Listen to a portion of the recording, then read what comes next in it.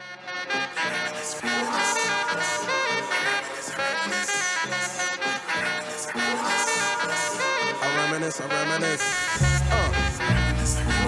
YouTube, what's up, and welcome back to another wonderful episode of Vintage Game Finder.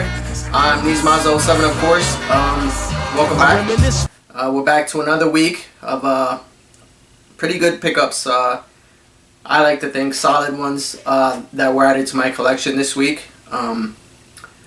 Some that I have seen on the market, but I was not willing to pay retail price for, and luckily I found in the wild. So let's go ahead and check it out.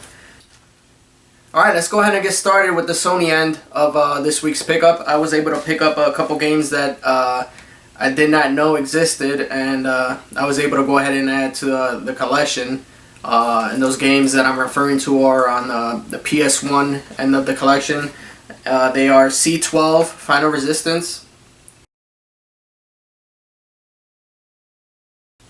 and from the look of it, looks like a sort of Contra inspired, but with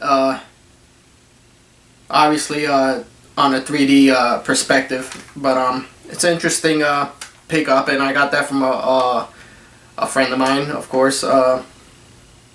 Also, I managed to pick this one up in the wild, and whenever I see a Capcom game, especially a Capcom game that I don't remember having or even knowing that it was around at the time, and I tend to gravitate towards those and want to pick them up. So this one I picked up for a pretty good price. It's called Tricking Snowboarder from Capcom. There was a time period, late 90s, early 2000s, where snowboarding, extreme sports, they were all the rage, and a lot of that had to do with Tony Hawk and his pro skater games.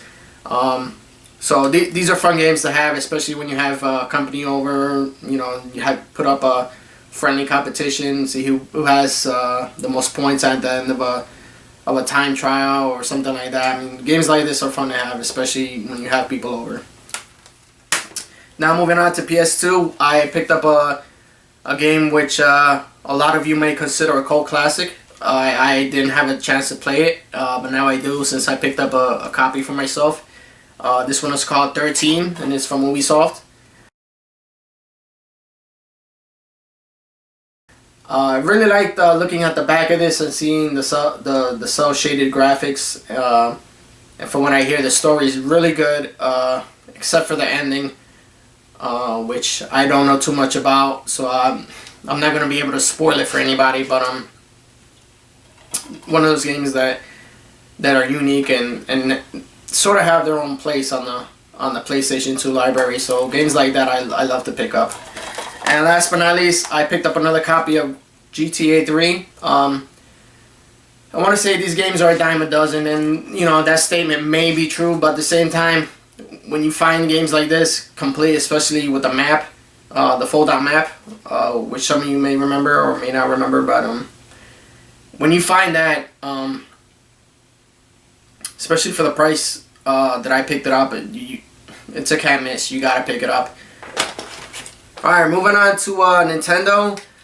Pretty solid pickups, and one that I was, I gotta be honest with you, I did not think that I was gonna end up finding in the wild. But there's a lot of stuff in my time collecting recently that I really sincerely thought I was not gonna be able to find in the wild for the correct price, the VGF price.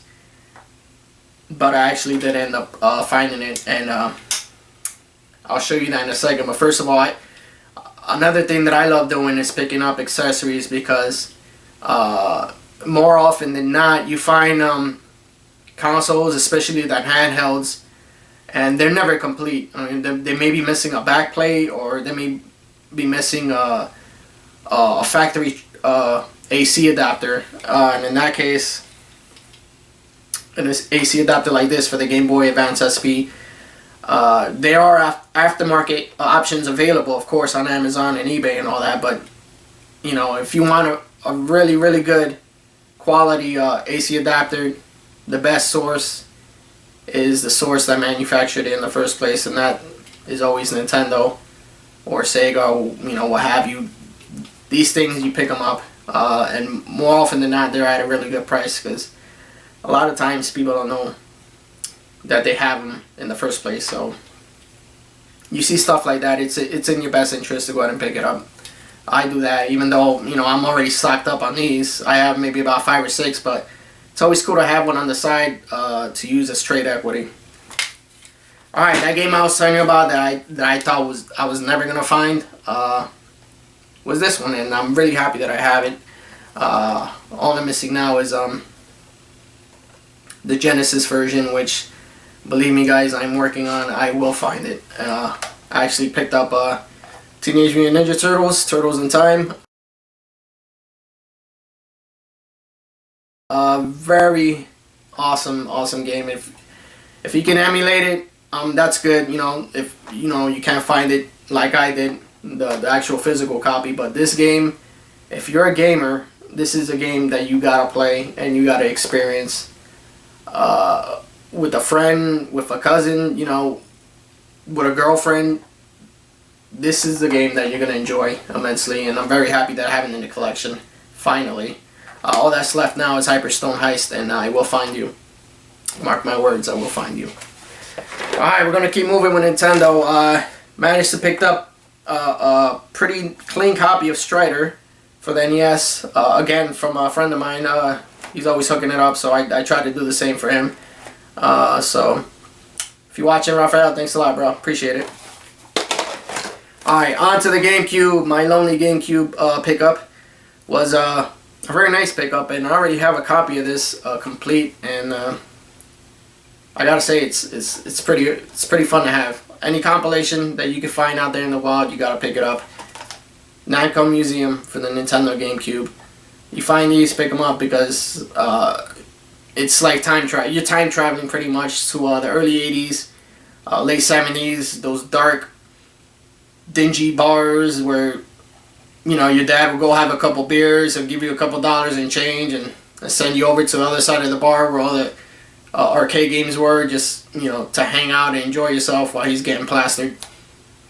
That's the kind of memories that comes back over here when you play these compilation discs. So when you see them, pick them up.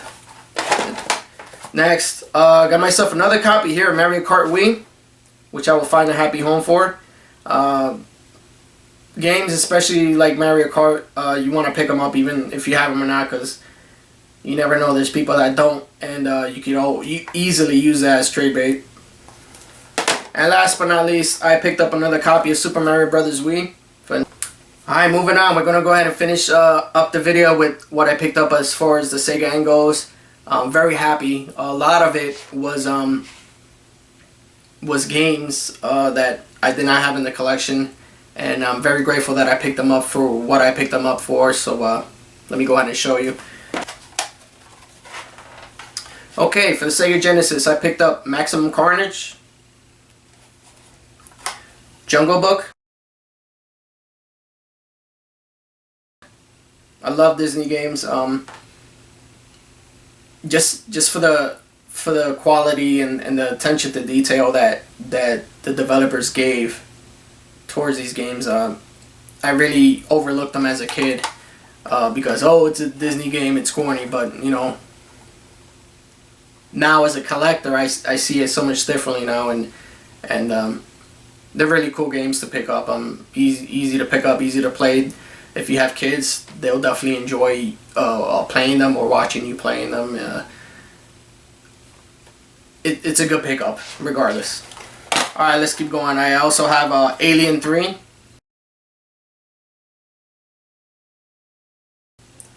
Had this game on the Game Gear, never got to play it on the Genesis, and I hear so reviews on it online and from other collectors, so I'll pop it in and give it a chance, and worst comes to worst, it's just going to stay in the shelf on the collection, but I was happy to pick this up because I didn't have it. And some of you may not know who this guy is, but I remember because of a fight that was in Japan that didn't last too long, and that is James Buster Douglas boxing. If it wasn't for that fight in Japan, you guys that don't know, go ahead and Google it. this guy would not have this game right now. James Buster Douglas. Boxing. Alright, some more Genesis games that I ended up picking up loose, but the labels were decent. World Championship Soccer 2. Dynamite Duke. World Series Baseball 98. And Chuck Rock 2, Son of Chuck. Still on the hunt for the first game. But this one I don't remember playing. But I do remember playing the first one, so I'm definitely looking for that one. But hopefully I got a good feeling that this one's going to be enjoyable as well. Especially after I saw the core design there. Alright, 2 more Genesis games. These were complete. I have Disney's Toy Story. This game, if you look at it in the back, it kind of reminds me of Clockwork Knight. It may not be exactly like Clockwork Knight, but I still picked it up just because, you know, thinking Clockwork Knight and Sega Genesis doesn't directly correlate, you know what I'm saying? But this one looks like it will be enjoyable, so happy I picked it up, especially complete. And then the last Genesis complete game I have is Evander Holyfield's Real Deal Boxing. Sports game, I know, but this was, to me, this game and maybe King of the Ring were 2 of the best of the boxing games that were available for the Genesis at that time. So if you don't have this game, try to look for Legends King of the Ring. That one, I would prefer that version because it has more Hall of Fame boxers like Sugar Ray Leonard and Muhammad Ali and a bunch of other people. Joe Frazier's in there. But yeah, I'd go ahead and pick that one up. But, you know, worst comes to worst, you find one of these, pick them up just because, you know, it's a good Genesis game.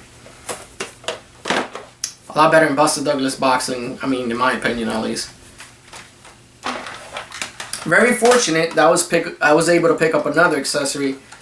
This one, unfortunately, it's a little beat up as far as the condition goes, but I could take it apart, check the springs, clean everything up, and I know it'll be as good as new, if not better. And that's this Sega Saturn 2nd generation controller. It's a little bit slimmer. Fits in the hand just as well as the 1st gen Sega Saturn controller. It does feel a little bit cheaper, but I like to say that it just weighs a little lighter than the 1st gen. But still a quality pickup to have for your collection. If you are collecting for the Saturn, these things don't just grow off of trees, especially nowadays. And last but not least, these are my Sega Dreamcast pickups to go ahead and finish up this week's pickup video. This is Virtual Athlete 2000, NBA Showtime, Shaq on the cover, of course, Slave Zero. This is one of those games you either loved it or hate it. I never got a chance to play it for some reason, but now I have it, so I'm going to be able to make that decision on my own, whether I'm going to love it or hate it. And last but not least, Sega Tennis 2K2 with Venus and Serena on the cover. Well, that's it, guys. I like to say I had a good week. A lot of quality pickups added to the collection, as well as some duplicates that I ended up finding that I'm going to go ahead and find a happy home for, of course. I'd like to thank you as always for watching, for subscribing, of course, for the new subscribers. I appreciate you coming on board and sharing the videos as well. Definitely go ahead and give me a thumbs up if you can. If not, it's cool. I appreciate it regardless. Even if you give me the thumbs down, it means you took the time to do that. So thank you very much regardless. And until next week, God bless, stay safe, and happy hunting.